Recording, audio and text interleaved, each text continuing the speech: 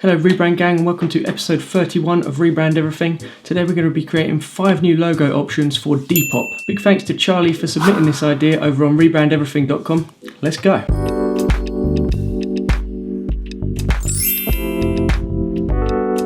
So if you're not sure what Depop is, it is a mobile app that is the creative community's mobile marketplace, where you can buy, sell and discover the most inspiring and unique things. It looks a little bit like a mix of eBay and Instagram in that you can buy and sell used clothes and sort of fashion goods, but there's also a function that helps recommend things that you might like to buy. Their current logo looks like this, and the app icon looks like this. They use really strong colours. The red and the black together is super strong and super vivid, but there are a couple of things that I would like to just try to do. The first thing I find a little bit uncomfortable on my eyes is the black sitting directly on the red. When you look at the divide point between the black and the red, it kind of looks like that line's moving.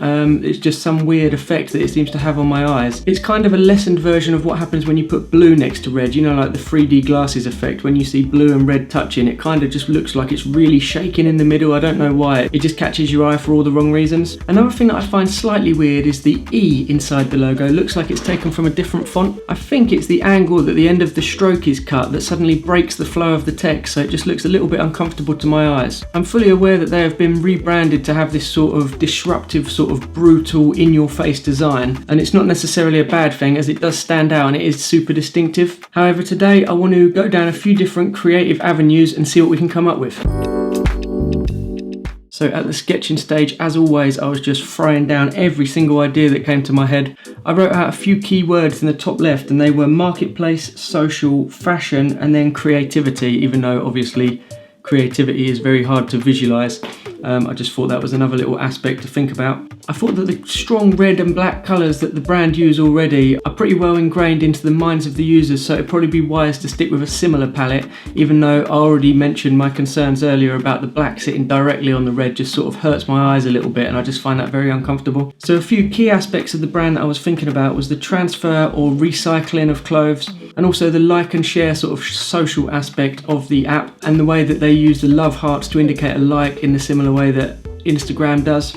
And then also thinking about the fact that the whole point when the user downloads the app, they can maybe discover a new look or discover the kind of clothes that they like already. So just trying to fit that all into a simplified icon is quite a task. It is pretty hard to describe and talk through a sketching stage because the ideas seem to just pop into my head pretty almost randomly, and I'm not always sure what sparks them. But I think by showing a time lapse of it like this, you can kind of hopefully see some of my thought process coming out of the pencil. Just quickly, I wanted to remind you to please press like on this video if you enjoy it. It really helps the channel out. Also, if you've got Instagram, follow me on @RebrandEverything. I post design tips, design memes, pictures of my dog, and pretty much anything else that comes into my head that's kind of design related, and then some stuff that isn't design related on my story as well. So come and join me on there, that'd be really cool. Let's get on with the video. So option 1 was a subtle change purely because my eyes were not liking the E in the font of the current logo. I started using the grid in Illustrator to build a geometric version of the font to ensure all the characters were exactly the same height and width. I thought this would be a good idea to sort of bring some structure back to it and clean it all up. But then after doing that, I did think it looked a little bit too rigid, so I tried rounding the edges to give some of the character back. And I didn't like how that looked either, as it was reminding me of some sort of like cheap nightclub sign or some sort of like horrible cheap drink. So I decided to save myself some time and hassle by just finding a font that had done most of the work for me and was almost at what I was looking to achieve. I found this font called Handle Gothic, but the lowercase e wasn't the shape that I wanted. It was kind of like a drop cap. So I wanted to obviously make that more of a lowercase e, so I had to make one up by using different characters from the font. So you can see that I just used E and a C, flipped one of them around, and then used the shape builder tool to cut away the parts that I didn't want. And then that took a little bit of fiddling around just to cut that hole out, cut the negative space out of that E again to make it look good. The goal for this option was to make the text flow a lot better than the original logo, so I had to do a lot of fiddling with the font and the bottom of the E just to get that all neatened up. And so the bottom part of the E was straight rather than going up and then cutting off at an angle. I wanted that nice and straight just so that the E didn't look too jarring amongst the rest of the letters. So for option 2, I wanted to focus on like the recycling and reusing aspect of the use of the app by including a nice simple icon in the O. The original idea was to have two arrows that sort of go round in a circle and link into each other and use that as the O in the logo. I actually made a right meal of creating this by creating a circle that was halfway between the inner and the outer stroke, and then using this as my central point for the arrow. And then I drew a line between them three things. And then the main idea was that when I rotated that inner circle, it would pull the middle points and just make a nice arrow. And that did work, but I didn't like the effect that it gave me. It just felt like every old recycling logo. It just felt like an overused concept that I've kind of seen in like on the back of lorries and stuff like that. I don't really know exactly where I've seen it because it just kind of blends into that generic icon sort of mash in my mind. So because I wasn't overly happy with that, I thought the logo needed a little something extra. So I thought about adding a little bit of the social aspect of the app into the logo, and then thought maybe I could use like the heart shape, which indicates a like on one of the posts, and implement that into the logo somehow. I tried a few different positions and none of them were working so well, apart from the one where I used it as sort of like a full stop on the end of the word. I thought that was the best to make it look balanced and not like we're trying to shoehorn loads of ideas into one icon.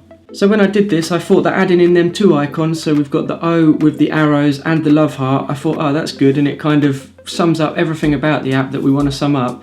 But then as a last minute sanity check, I tried the logo without the arrows, and I think that was probably the best thing I could have done because it looks so much cleaner without the complication and the cheesiness that the arrows in the O were giving the logo. 3.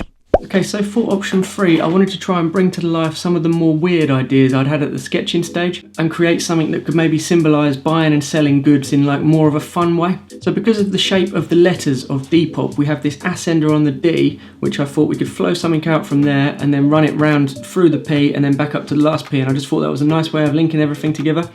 And to do that, I used perfect circles to create these links between the letters, and then I matched up the stroke width with the thickness of the lettering by putting in the millimetre measurements in the actual stroke thickness in the palette. And as long as you write millimetres after, it will convert it to point for you, which is just a good little tip to save time.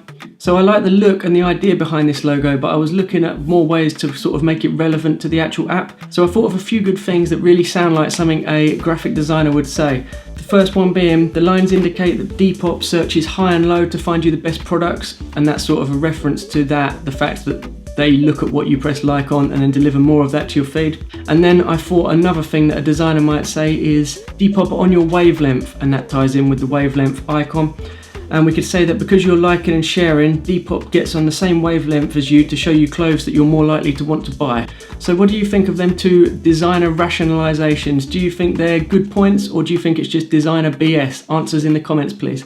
I had a thought that maybe the arrows that didn't work in option 2, the ones that I threw away, could make an appearance in this option.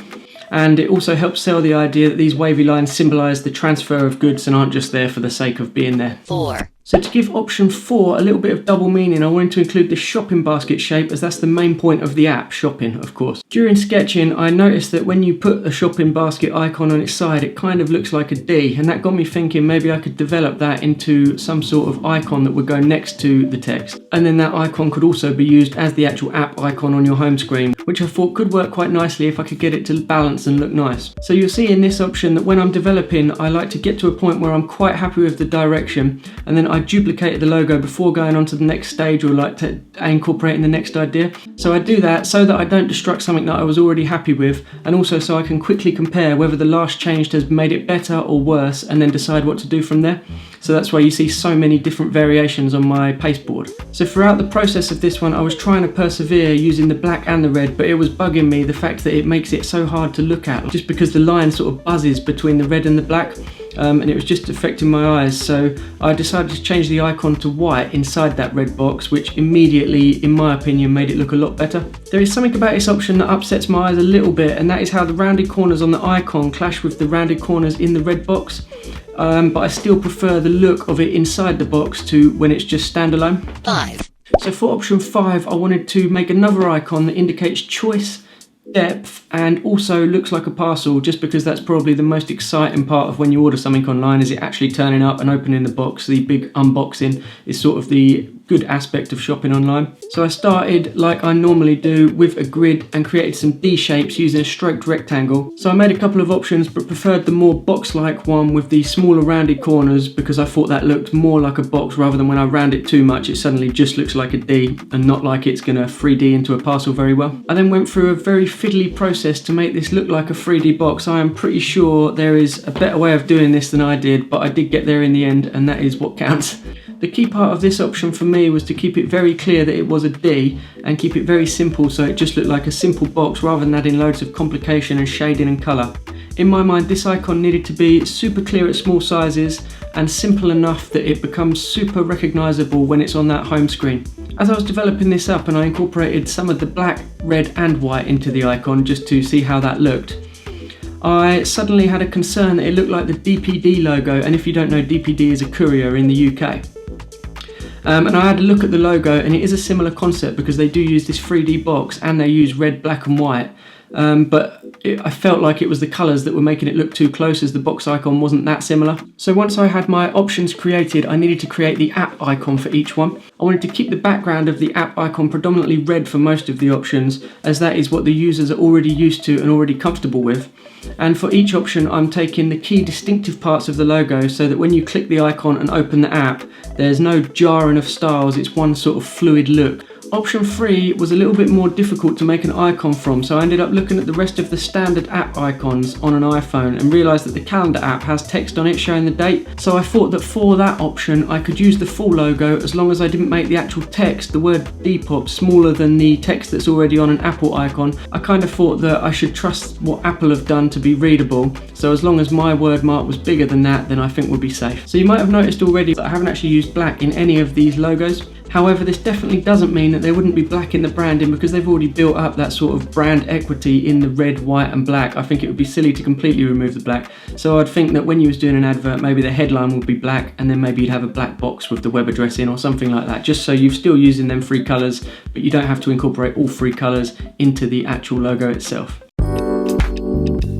So before I show you them final options, I just wanted to remind you to press the little I button up here. It will bring up your options and make sure you vote for your favourite. If you'd like to submit a rebrand idea, visit rebrandeverything.com and fill out the form on there and I'll add it to my ever-growing list of rebrands to do in the future. If you like videos like this and want to see one every single week, press subscribe and then press the little bell just so you get a notification each time I upload. And also let me know what you think of this video by leaving a comment below, that would be really cool. Okay then Rebrand gang, let's see our final options.